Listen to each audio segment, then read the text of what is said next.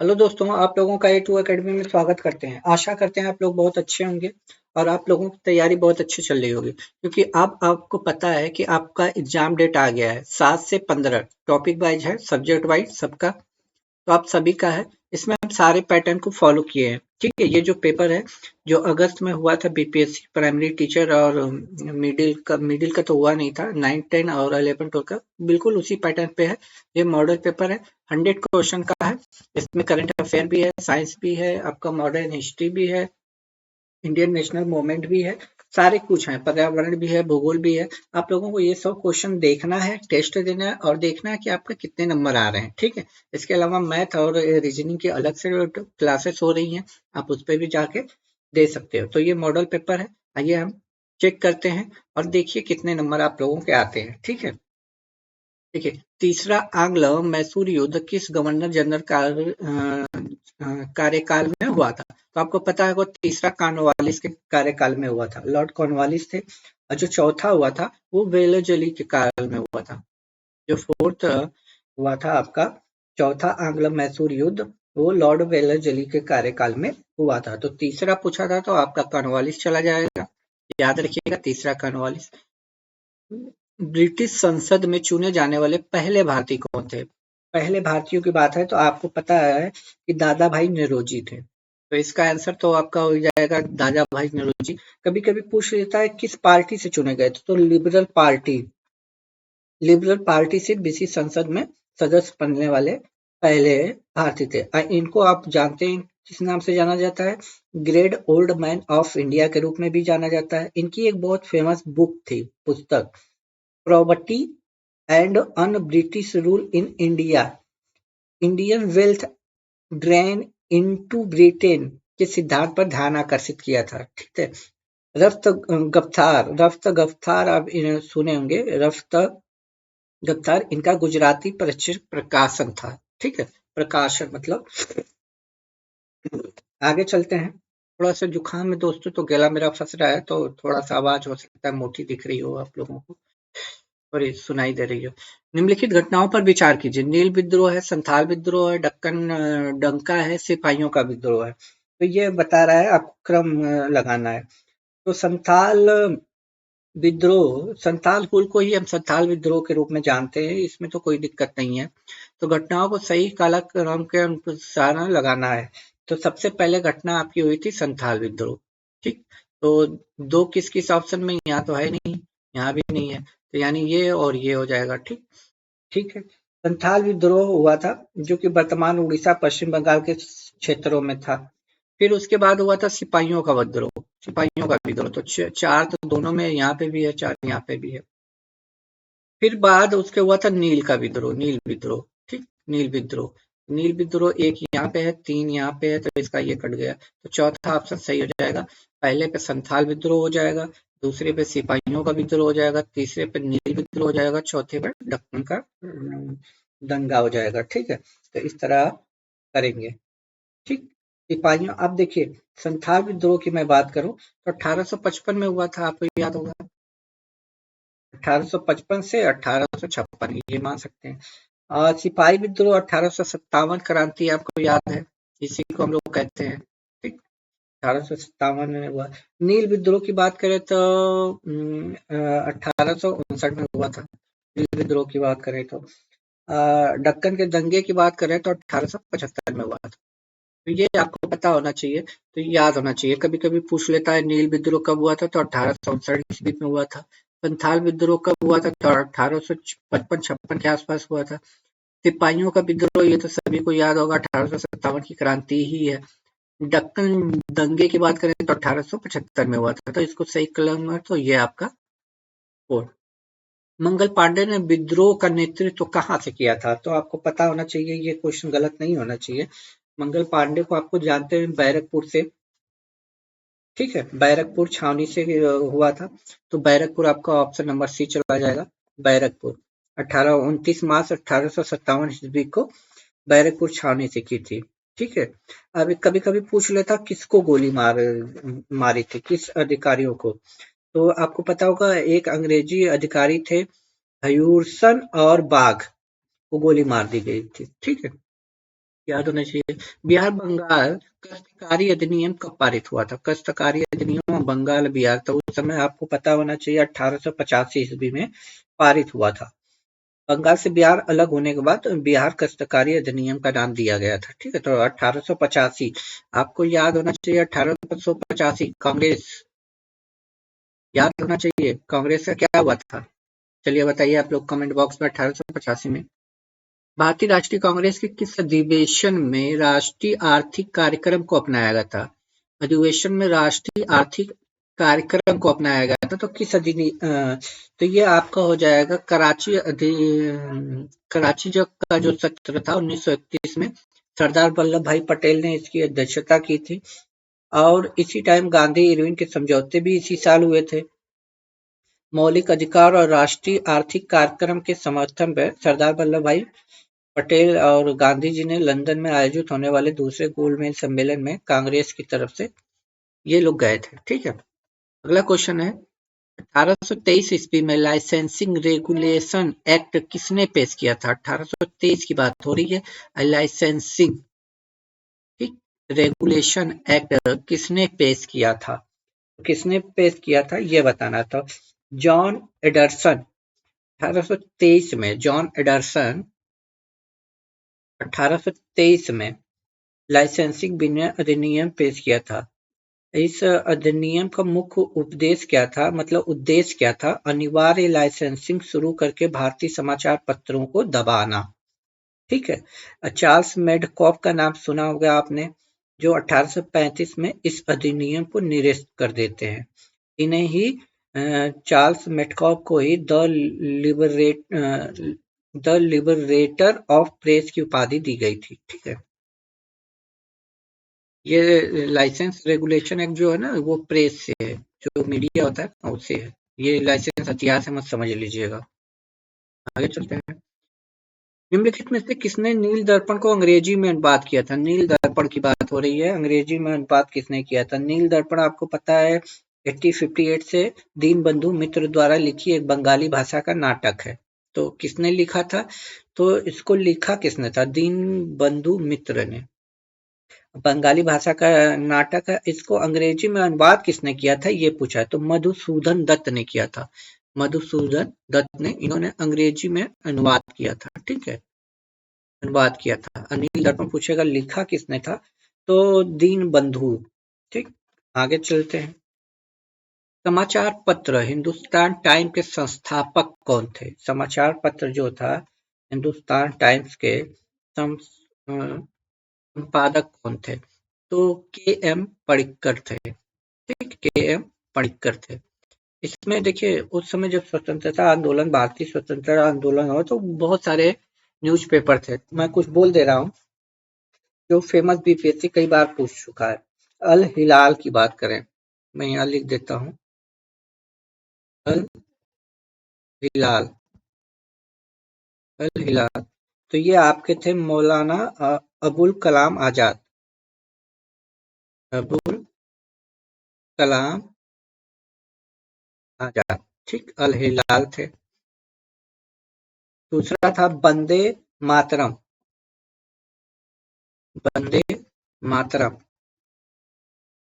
इसको किसने लिखा था? तो अरविंद घोष ने लिखा था।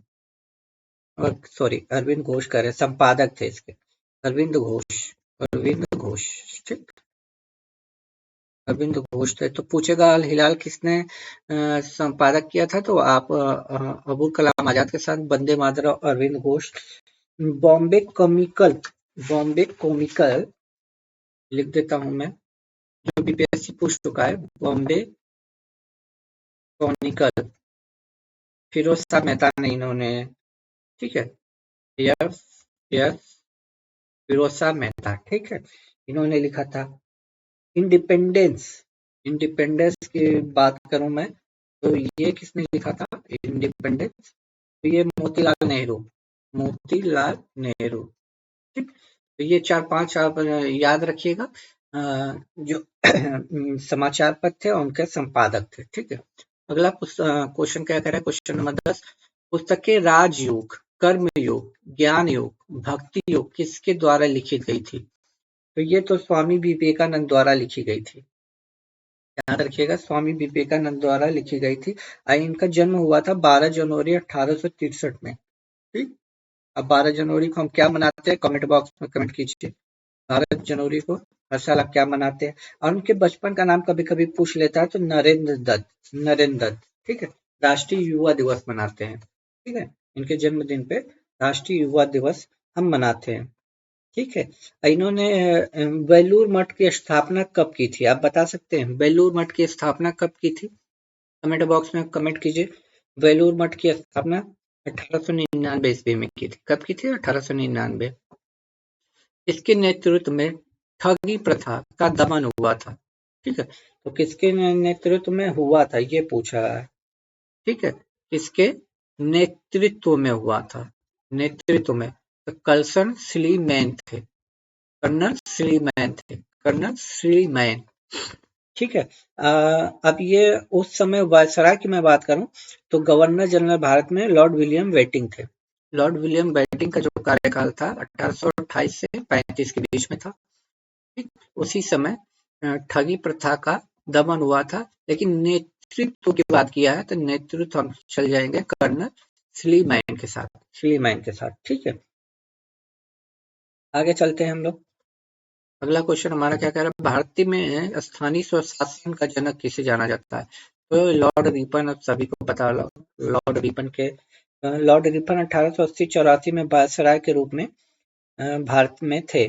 ठीक है। उन्होंने जो सुधार था, स्वशासन की शुरुआत, हम कहते हैं स्थानीय स्वशासन, जिसको हम आज के दौर में पंचायती राज के रूप में जानते हैं, उसी के रूप में इनको जाना जाता है। तो स्थानीय स्वशासन के रूप में लॉर्ड रिपन को जानते हैं। निम्नलिखित में से किसने 1904 के भारतीय विश्वविद्यालय अधिनियम में प्रतिगामी उपाय बताया था? प्रतिगामी उपाय बताया था, किसने बताया था? 1904 के भारतीय विश्वविद्यालय अधिनियम। 1904 में कौन था? Lord Curzon. तो ये पूछ देता है कि उस समय भारत के वायसराय कौन थे? लॉर्ड कर्जन, याद रखिएगा। ठीक है। Lord Curzon. ठीक है, उस समय थे। लेकिन हमसे क्वेश्चन लॉर्ड कर्जन का और नहीं पूछा है, हमसे पूछा है निम्नलिखित में से किसने 1904 के भारतीय विश्वविद्यालय अधिनियम में प्रतिगामी उपाय बताए थे? तो गोपाल कृष्ण गोखले। ये महात्मा गांधी के क्या थे, ये आपको भी बताना है। ठीक है। तो 1904 में कर्जन भारत विश्वविद्यालय शिक्षा की स्थिति में सुधार के लिए पेश किया गया था। ठीक है। 1904 में गोपाल कृष्ण गोखले ने इस बात को बताया था। ठीक है। आगे चलते हैं। कांग्रेस सोशलिस्ट पार्टी 1934 के गठन के दौरान भारत का वायसराय कौन था? तो उस समय वायसराय की बात कर रहे हैं तो इरविन चले गए थे। इरविन चले गए थे। विलिंगटन थे। इरविन के बाद इन्हीं का कार्यकाल आता है। इनके बाद फिर इनका आएगा। तो 34 में लॉर्ड विलिंगटन थे। ठीक है।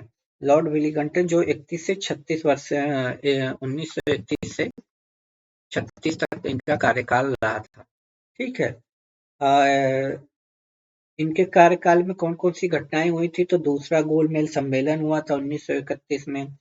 संविज्ञा आंदोलन हुआ था 1932 में। ठीक है।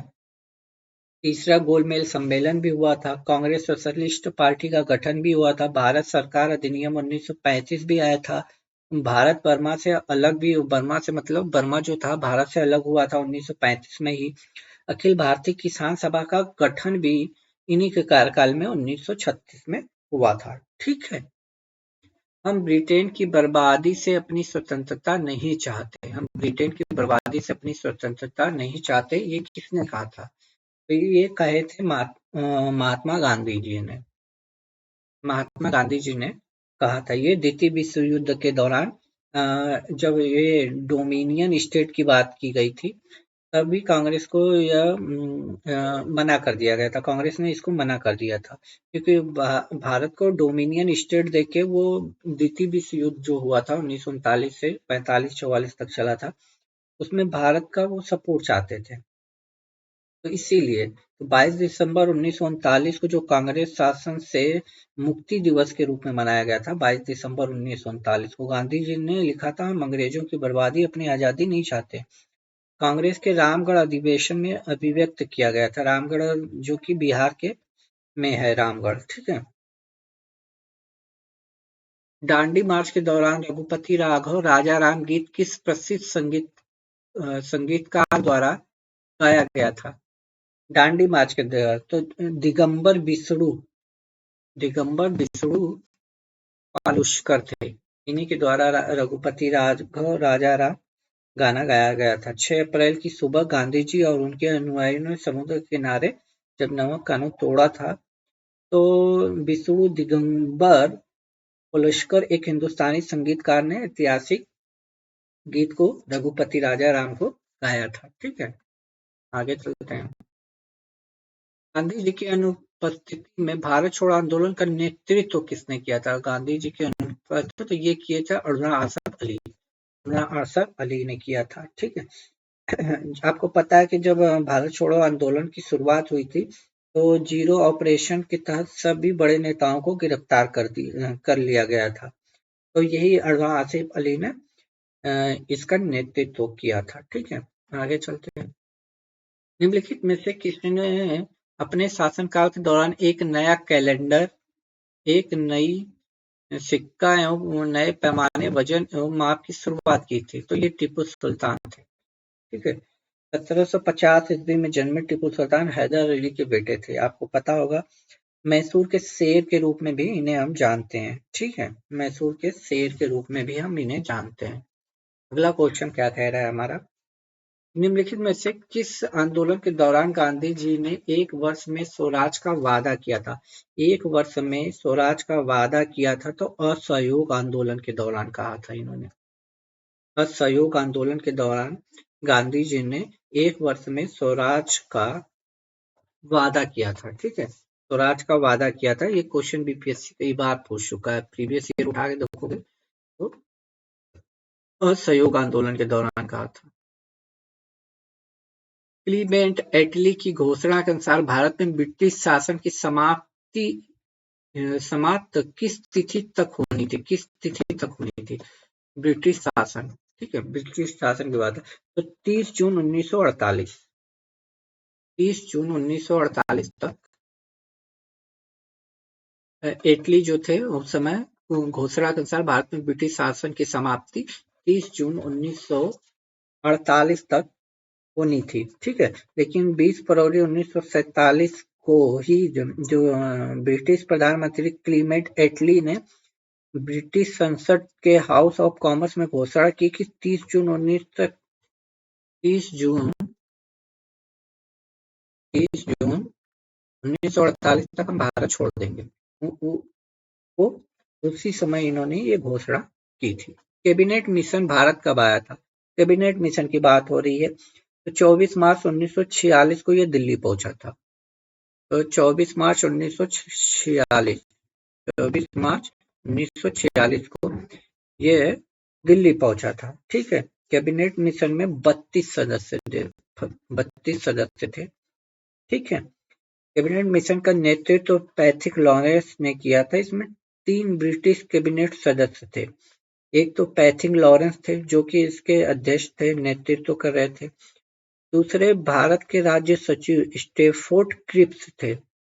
ठीक है, और व्यापार मंडल के अध्यक्ष एवी अलेक्जेंडर थे। 3 लोग सदस्य थे, बाकी टोटल मिला के 32 लोग थे। 3 यही मेन थे। ठीक है, आगे चलते हैं। निम्नलिखित में से कौन सिंधु घाटी सभ्यता के बारे में सही है? सही है, उन व्यापारियों के लिए एक वर्ग का शासन था। एक वर्ग का शासन था उन व्यापारियों के लिए, ये तो बिल्कुल सही है, कोई दिक्कत नहीं है। नगर निगम लोगों की नागरिक सुविधाओं की देखभाल करता था, बिल्कुल करता था। वे वेस्टोफेनोडिक शैली की स्क्रिप्ट का उपयोग कर रहे थे, ये भी सही है, मतलब ऑप्शन डी चला जाएगा। ठीक है, लिपि बता दीजिए, इसमें लिपि कैसी थी?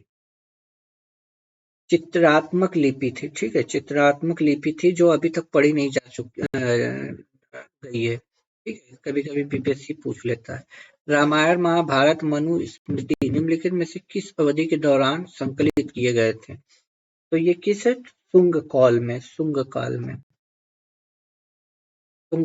ठीक है, शिक्षा और साहित्य के लिए महान संरक्षक थे। रामायण महाभारत अंतिम रूप दिया गया था। ठीक है, इसी दौरान ये सब किए गए थे। ठीक है, तो आइए आगे चलते हैं। मथुरा और गांधार कला के बारे में निम्नलिखित में से कौन सा कथन सत्य है? ठीक है। मथुरा कनिष्ठ काल में इन दोनों कलाओं का विकास हुआ था, ये तो बिल्कुल सही है। सही पूछा है तो यही होगा।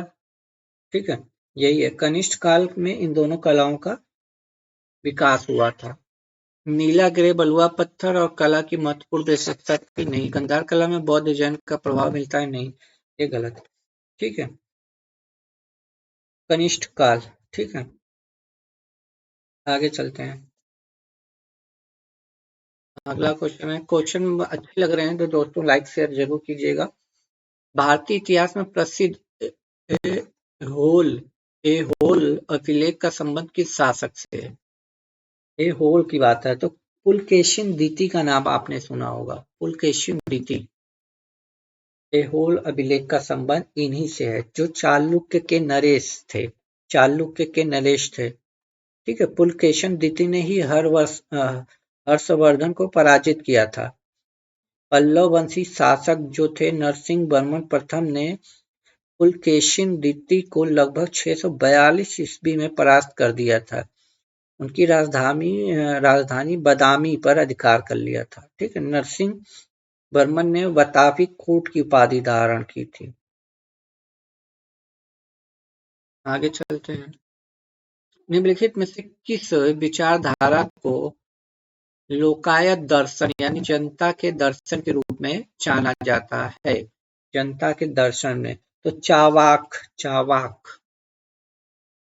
चावाक। ठीक है, चावाक एक भौतिकवादी, संकालु नास्तिक और एक अपरंपरागत विचारधारा के थे। ठीक है, चावाक के अनुसार कोई दूसरी दुनिया नहीं है, इसलिए मृत्यु मनुष्य का अंत है, आनंद जीवन का अंतिम उद्देश्य है। आनंद जीवन का अंतिम उद्देश्य, याद रखिएगा, आनंद। इस दिल्ली सुल्तान ने सबसे अधिक संख्या में नहरें बनवाई थी? नहरें, ये तो मुझे लगता है सभी को पता होगा, फिरोज शाह तुगलक। फिरोज शाह तुगलक ने सबसे ज्यादा नहरें बनवाई थी। तुगलक वंश का एक तुर्की मुस्लिम शासक था जिसने 1351 से 1388 तक दिल्ली पर शासन किया था। इसने लगभग 150 कुएं, 100 पुल और 50 बांध बनवाए थे। कई सिंचाई नहरें भी खुदवाई थी, सबसे अधिक नहरें इसी ने बनवाई थी। उसने फिरोजाबाद, हिसार, जौनपुर जैसे शहरों का निर्माण भी करवाया था और ब्राह्मणों पर जजिया कर भी लगवाया था। तो फिरोजाबाद पूछे या हिसार बोले और जौनपुर तो कई बार पूछा जा चुका है। प्राचीन भारत के संदर्भ में बाघभट्ट द्वारा लिखित अष्ट संग्रह का संबंध है।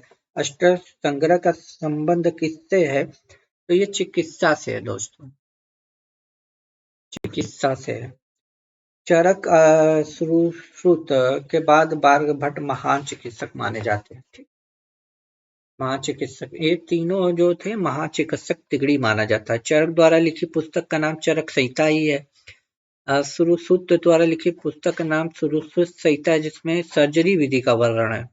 अब बाघभट्ट द्वारा लिखी पुस्तक का नाम अष्ट संग्रह है। ठीक,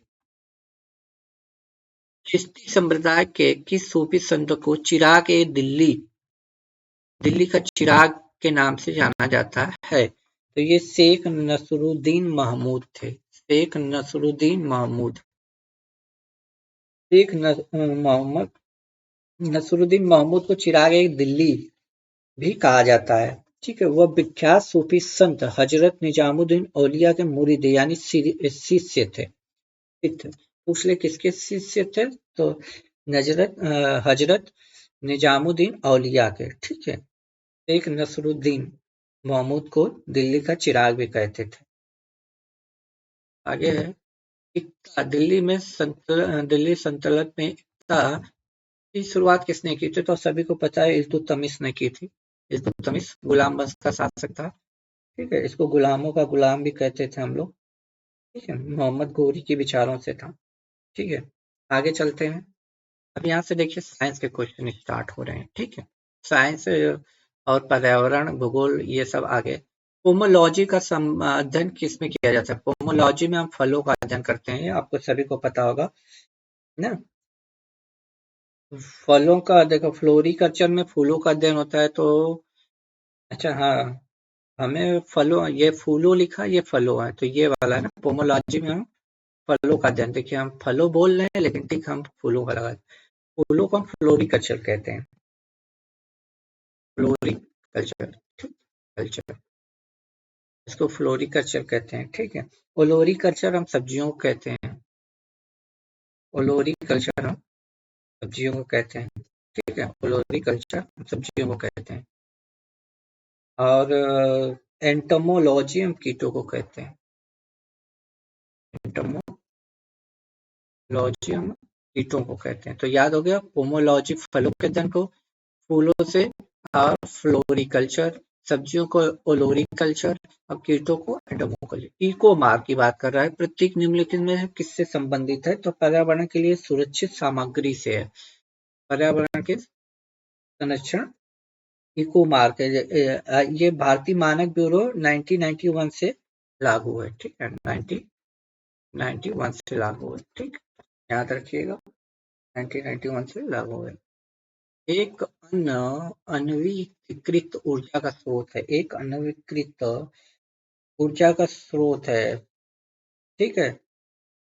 तो ये ऐसे बोलते हैं जिसका भंडारण सीमित मात्रा में, ऊर्जा को पुनः समय में निर्मित नहीं किया जाता है, जैसे कोयला है, पेट्रोलियम है, प्राकृतिक गैस है। तो यह है, हमारा आ जाएगा पेट्रोलियम हो, इसके साथ एक कोयला भी जोड़ लीजिए, हो सकता है पेट्रोलियम की जगह कोयला दे दे, कोयला की जगह आपको हो सकता है प्राकृतिक गैस भी दे दे, तो आपको घबराना नहीं है, ठीक है। इन तीनों में से कोई एक ऑप्शन देगा तो आप अनवीकृत ऊर्जा के स्रोत में पेट्रोलियम, कोयला और प्राकृतिक गैस।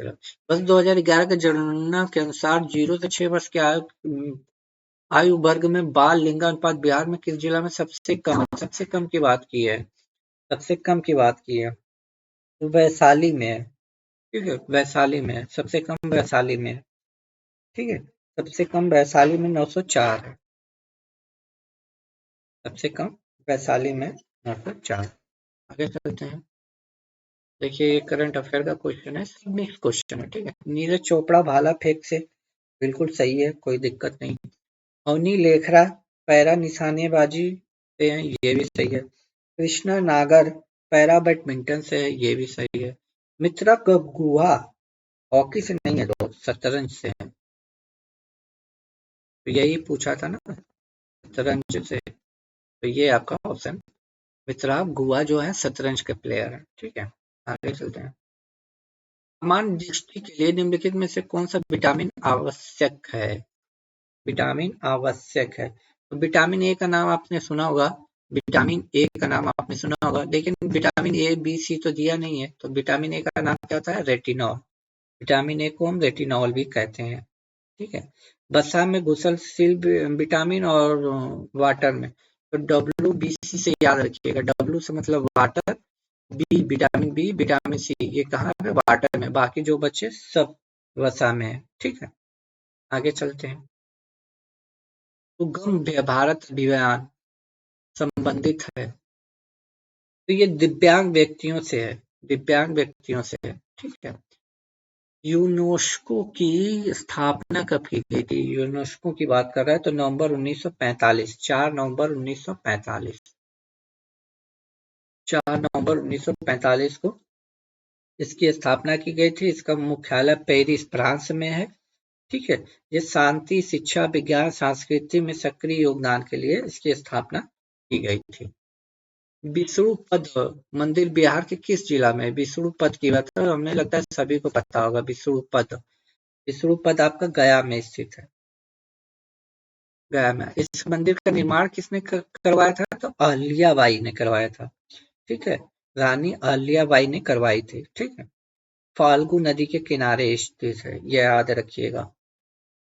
आगे चलते हैं, प्राथमिक स्तर पर एक शिक्षक में निम्नलिखित में से किसे सबसे महत्वपूर्ण विशेषता मानता है, प्राथमिक स्तर पर एक शिक्षक में, तो ये पेडोलॉजी का क्वेश्चन, पढ़ाने की उत्सुकता, धैर्य की दृष्टि, शिक्षा पद्धतियों विशेषों के ज्ञान में दक्षता, मानक भाषा में पढ़ाने की दक्षता, तो धैर्य और दृढ़ता, ऑप्शन बी चला जाएगा। ठीक, ऑप्शन बी चला जाएगा, ऑप्शन बी चला जाएगा आपका। आगे आते हैं। किस केंद्रीय मंत्रालय द्वारा स्वर धरोहर उत्सव का आयोजन किया गया था? केंद्रीय मंत्रालय द्वारा स्वर धरोहर का आयोजन किया गया था, तो ये किया गया था सांस्कृतिक मंत्रालय के द्वारा। सांस्कृतिक मंत्रालय। सुपर कंप्यूटर परम शक्ति को कहाँ स्थापित किया गया था? तो आईआईटी खड़गपुर में किया गया है, आईआईटी खड़गपुर में। भारतीय सेना ने किस देश के साथ संयुक्त अभ्यास साइक्लोन वन का शुभारंभ किया? साइक्लोन वन जो है मिस्र के साथ था दोस्तों, मिस्र के साथ। ठीक है। पर्यटन को प्रोत्साहन देने के लिए अंतर्राष्ट्रीय पर्यटन प्रदर्शनी किस देश में आयोजित किया गया था?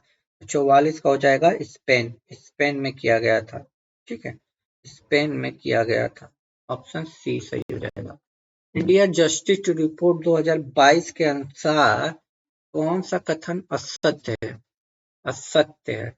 बड़े राज्यों में प्रथम स्थान कर्नाटक का है, ये तो सही है। इसमें बिहार का स्थान अंतिम है। नहीं, बिहार का स्थान अंतिम असत्य की बात कर रहा है ना। हाँ, यही गलत होगा, अंतिम स्थान थोड़ी है। इसमें पश्चिम बंगाल का स्थान अंतिम से दूसरा है, ये सही। छोटे राज्यों में सिक्किम श्रेष्ठ स्थान है। ठीक है, आपका ऑप्शन नंबर बी हो जाएगा। ठीक है, अंतिम स्थान बिहार का नहीं है दोस्तों, यूपी का है, याद रखिए। यूपी का, आपका पड़ोसी राज्य यूपी। फोर्ब्स फोर्ब्स 2022 द्वारा जारी विश्व की 100 सर्वाधिक शक्तिशाली महिलाओं में भारत के वित्त मंत्री श्रीमती निर्मला सीतारमण को कौन सा स्थान प्राप्त हुआ है? तो 36वां स्थान प्राप्त हुआ है।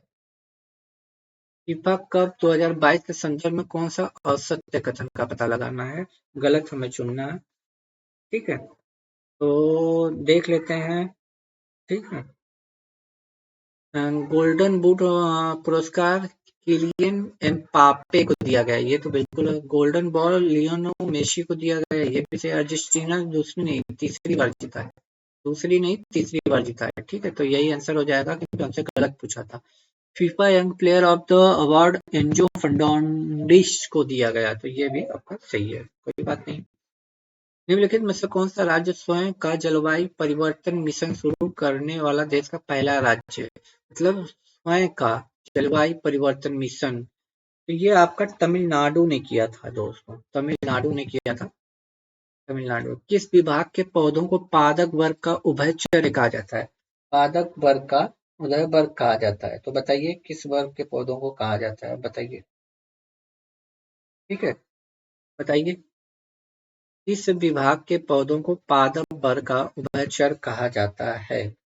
उभयचर कहा जाता है, तो बताना है आपको। बायोफाइटा, इसको हम कहते हैं बायोफाइटा, उभयचर। इस विभाग के पौधों को पादप वर्ग का उभयचर कहा जाता है, तो बायोफाइटा। ठीक है, उभयचर कहा जाता है बायोफाइटा को। सभी जीवों को रचनात्मक एवं क्रियात्मक इकाई क्या है? तो इसकी रचनात्मक और क्रियात्मक इकाई जो हमारा होता है, कोशिका होती है। ठीक है, कोशिका, कोशिका होती है। अस्थि, अस्थि की बात कर रही है, बोन की बात कर रहा है, बोन।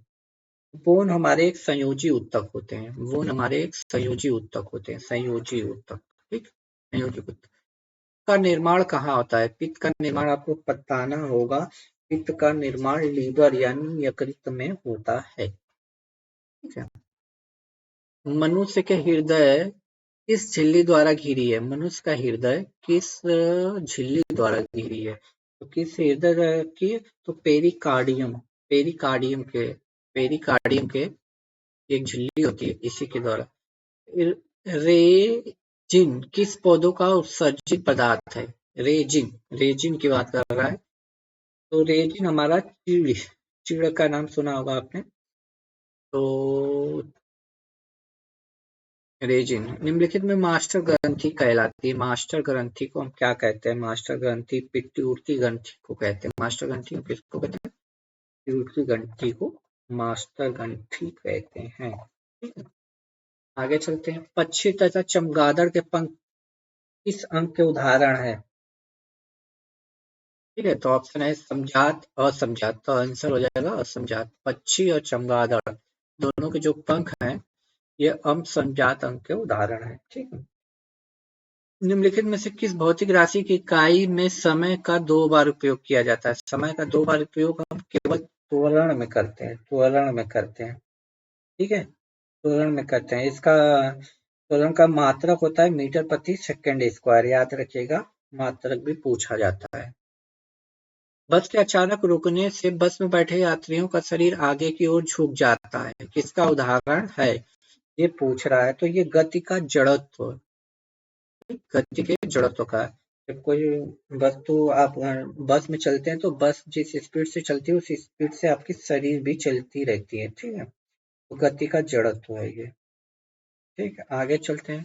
प्रत्यावर्ती धारा को डिस्च धारा में परिवर्तित करने के लिए कौन सी युक्ति का उपयोग करते हैं? तो रेक्टिफायर का करते हैं। प्रत्यावर्ती धारा को डिस्च धारा में रेक्टिफायर, रेक्टिफायर जिसको हम बोलते हैं। ठीक है, आगे चलते हैं। यदि किसी गतिमान वस्तु के वेग को दोगुना किया जाए तो उसकी गतिज ऊर्जा पर क्या प्रभाव पड़ेगा? तो गतिज ऊर्जा पे क्या प्रभाव पड़ेगा? जब हम दोगुना करेंगे तो गतिज ऊर्जा उसकी 4 गुनी हो जाती है। ठीक है, किसी गतिमान वस्तु का आपको पता होगा काइनेटिक एनर्जी का फॉर्मूला होता है mv²। ठीक है, काइनेटिक एनर्जी का फॉर्मूला होता है। अब जब v को दोगुना करेंगे तो वो 4 गुना में तब्दील हो जाएगा। ठीक है, आगे। वे वस्तुएं जो प्रकाश उत्सर्जित करती हैं क्या कहलाती हैं? तो प्रदीप्त कहलाती हैं, प्रदीप्त कहलाती हैं। ठीक है, प्रदीप्त कहलाती हैं, प्रदीप्त। आगे चलते हैं। उत्तल लेंस की क्षमता होती है, उत्तल लेंस की क्षमता हमेशा धनात्मक होती है दोस्तों। उत्तल लेंस हमेशा धनात्मक में आता है। ठीक है, धनात्मक। आगे क्या कह रहा है? दूर दृष्टि दोष को दूर करने के लिए किस लेंस का व्यवहार होता है? दूर दृष्टि दोष की बात कर रहा है, तो दूर दृष्टि दोष की बात के लिए आप बता सकते हैं हमेशा से तो उत्तल लेंस। दूर के लिए उत्तल लेंस और पास के लिए अवतल लेंस। ठीक है, अवतल लेंस। 64 है, वोल्ट मीटर का कार्य क्या है? वोल्ट मीटर का कार्य पूछ रहा है। तो वोल्ट मीटर का कार्य है विद्युत परिपथ में किन्हीं दो बिंदुओं के बीच विभवांतर को मापना। ठीक है, विद्युत परिपथ में किन्हीं दो बिंदुओं के बीच विभवांतर को मापना। ठीक, आगे चलते हैं। विद्युत जनित्र का सिद्धांत आधारित है, इस पर ये सिद्धांत आधारित है। तो विद्युत चुंबकीय प्रेरण पर है, विद्युत चुंबकीय प्रेरण पर है। ऑप्शन बी चला जाएगा। ठीक, आगे। गैस का द्रव में परिवर्तन क्या कहलाता है? गैस का द्रव में परिवर्तन संघनन कहलाता है। ठीक है, संघनन कहलाता है, संघनन। आगे है, पदार्थ के कणों को एक साथ बांध कर रखने वाला बल क्या कहलाता है? पदार्थ के कणों को एक साथ बांध कर रखने वाले बल को हम क्या कहते हैं? क्या कहते हैं? तो अंतरा आणविक बल कहते हैं। ऑप्शन सी चला जाएगा, अंतरा आणविक बल कहते हैं। आगे चलते हैं। दो असमान घनत्व वाले अमिश्रणीय द्रव पदार्थ को किस विधि द्वारा अलग किया जाता है? तो पृथक्करण कीप विधि द्वारा, पृथक्करण कीप विधि द्वारा दूर किया जाता है। ठीक है, निम्नलिखित में से भौतिक परिवर्तन का उदाहरण है, भौतिक परिवर्तन का उदाहरण है तो जल का जमना। जल का जमना जो है वो भौतिक, बाकी सब में रासायनिक परिवर्तन। लोहे पे जंग लगना रासायनिक, मोमबत्ती का जलना भी रासायनिक, कोयले का भी जलना रासायनिक, लेकिन जल का जमना आपका भौतिक परिवर्तन है। ठीक है, अमोनिया NH3 में नाइट्रोजन की संयोजकता कितनी है? तो नाइट्रोजन की संयोजकता है आपकी 3। परमाणु के नाभिक के नजदीक कौन सी कक्षा होती है? परमाणु के नाभिक के नजदीक कौन सी कक्षा होती है, ये आपसे पूछा जा रहा है। तो ये कौन सी होती है? के। ठीक है, कक्षा के होती है। जी। निम्नलिखित में से किस विधि द्वारा लोहे की कढ़ाई को जंग लगने से बचाया जा सकता है? लोहे की कढ़ाई की जंग लगे तो आपको पता होगा जस्ता की परत चढ़ाकर, जस्ता की परत ही तो चढ़ाते हैं। कौन सा हाइड्रोकार्बन कमरे के ताप पर ठोस होता है? हाइड्रोकार्बन की बात कर रहा है कि ठोस होता है कमरे के ताप पे, तो C20H42। ठीक, हाइड्रोकार्बन कमरे के ताप पर ठोस होता है। आगे चलते हैं। संविधान सभा के मूल अधिकारों, अल्पसंख्यकों, जनजातियों, बहिष्कृत क्षेत्रों में परामर्शदाता समिति के अध्यक्ष थे। तो ये अध्यक्ष कौन थे? सरदार पटेल थे। संविधान सभा जब बन रही थी तो उनमें मूल अधिकारों में अल्पसंख्यकों, जनजातियों और बहिष्कृत क्षेत्रों के लिए परामर्शदाता समिति के अध्यक्ष सरदार पटेल थे। उच्चतम न्यायालय के सेवानिवृत्त न्यायाधीशों के लिए कहाँ पर वकालत करने की मनाही है? कहाँ पे? भारत के किसी भी न्यायालय में। ठीक है, भारत के किसी भी न्यायालय में। राज्य की वास्तविक कार्यपालिका शक्तियों का प्रयोग किसके द्वारा किया जाता है? राज्य की बात हो रही तो राज्य में मुख्यमंत्री होता है। ठीक है, मुख्यमंत्री। निम्नलिखित में से कौन सा विषय राज्य सूची के अंतर्गत आता है? राज्य सूची के अंतर्गत कृषि आपका आता है। कृषि राज्य सूची के अंतर्गत आता है। ठीक है। अल्पसंख्यकों के लिए किस वर्ष राष्ट्रीय आयोग का बनाया गया था? राष्ट्रीय आयोग कब बनाया गया था? तो 1992 में बनाया गया था राष्ट्रीय आयोग अल्पसंख्यक के लिए। संयुक्त राष्ट्र परिषद के अस्थायी सदस्यों का कार्यकाल कितने वर्ष तक का होता है? तो ये 2 वर्ष के लिए होता है। कितने वर्ष के लिए होता है? 2 वर्ष के लिए। ठीक, आगे चलते हैं। राज्य के अधीन क्या है? राज्य के अधीन क्या है? तो आंतरिक और बाह्य दोनों संप्रभुता है। आंतरिक और बाह्य दोनों। भारतीय संविधान में मताधिकार से क्या अभिप्राय है? जो आप वोट देते हो उसकी बात कर रहा है, तो वोट देने का अधिकार है। और क्या? ऑप्शन बी चला जाएगा, वोट देने का अधिकार। नगर पालिका में महिलाओं के लिए कितनी सीटें आरक्षित हैं? तो नगर पालिकाओं की बात करें या पंचायती राज की, 1/3 है, जबकि बिहार में 50% आरक्षण लागू है महिलाओं के लिए। जो व्यक्ति किसी स्टेट में नहीं रहता वह या तो संत होता है या तो पशु। ये किसने कहा था? तो ये अरस्तु महोदय ने कहे थे। जो व्यक्ति किसी स्टेट में नहीं रहता वो तो संत होता है या तो पशु। अरस्तु। किसी व्यक्ति के वास्तविक जीवन स्तर का आकलन किया जा सकता है, तो बताइए कैसे किया जा सकता है? किसी व्यक्ति के वास्तविक जीवन के स्तर का आकलन किया जाता है प्रति व्यक्ति आय द्वारा। प्रति व्यक्ति आय द्वारा। प्रथम पंचवर्षीय योजना किस मॉडल पे आधारित थी? तो ये हेरोल्ड डोबल मॉडल पे आधारित थी। ऑप्शन बी चला जाएगा। भारतीय अर्थव्यवस्था के स्वरूप के बारे में निम्नलिखित में से कौन सा विकल्प सही है? भारतीय अर्थव्यवस्था की बात कर रहा है तो मिश्रित अर्थव्यवस्था है हमारे यहाँ। बिहार में धान के फसल के उत्पादन में सबसे अग्रणी जिला कौन सा है? तो ये आपका रोहतास हो जाएगा। रोहतास है। महाविस्फोट सिद्धांत संबंधित है। महाविस्फोट सिद्धांत तो ब्रह्मांड की उत्पत्ति से है। ब्रह्मांड की उत्पत्ति से। निम्नलिखित में से कौन सा षड्यंत्र शक्ति खाद्य दोनों दे सकता है? षड्यंत्र शक्ति और खाद्य दोनों दे सकता है, तो ये है बायोगैस आपका। बायोगैस। बायोगैस। ठीक है। इनमें से किसने पहली बार यह व्याख्या की थी कि पृथ्वी के अपनी ध्रुव पे घूमने के कारण प्रतिदिन सूर्योदय और सूर्यास्त होता है? तो ये आर्यभट्ट थे। आर्यभट्ट। आर्यभट्ट थे। आर्यभट्ट। आगे चलते हैं। चंद्रमा के धरातल पर दो व्यक्ति एक दूसरे की बात नहीं सुन सकते क्योंकि चंद्रमा पर वायुमंडल नहीं है, इसलिए नहीं सुन सकते।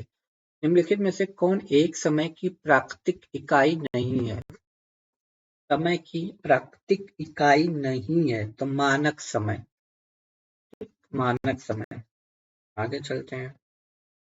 सवाना का सर्वाधिक विस्तार आपको पता है अफ्रीका महाद्वीप में है। सवाना सबसे ज्यादा अफ्रीका महाद्वीप में फैला है। भौगोलिक क्षेत्र की दृष्टि से भारत के निम्न जिलों में कौन सा जिला सबसे बड़ा है? तो सबसे बड़ा जिला आपको पता होगा लेह है। ठीक है, सबसे बड़ा जिला आपका लेह है या कच्छ है, बताइए। ये क्वेश्चन आप लोगों पे मैं छोड़ दे रहा हूँ। ठीक है, अब बताइए लेह है या कच्छ है।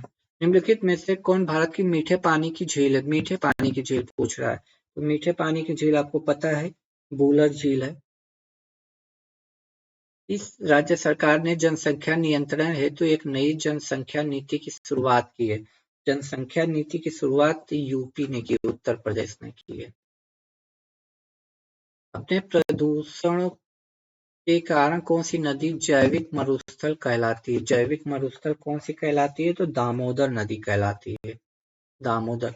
राष्ट्रीय पर्यावरण इंजीनियरिंग शोध संस्थान कहाँ पे है?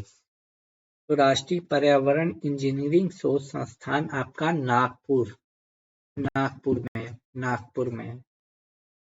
किस वायु में सबसे कम तापांतर पाया जाता है? तापांतर पाया जाता है तो सदाबहार वर्षा वन, सदाबहार वर्षा वन वायु।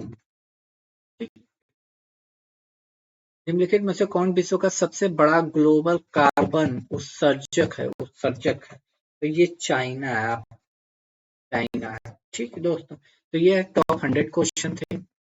इसमें ज्यादातर प्रीवियस ईयर के मैंने क्वेश्चन ले रखे थे। करंट अफेयर मैंने जनवरी 2023 से ले रखे थे, इसमें मॉडल पेपर में था। ठीक, बाकी सारे क्वेश्चन प्रीवियस ईयर के। आप ईमानदारी से बताइए इसमें आपने कितने सही किए हैं, कितने आप इस 100 में कितने आपके सही आ रहे हैं। ठीक है, तब तक के लिए खुश रहिए, मुस्कुराते रहिए। जय हिंद दोस्तों।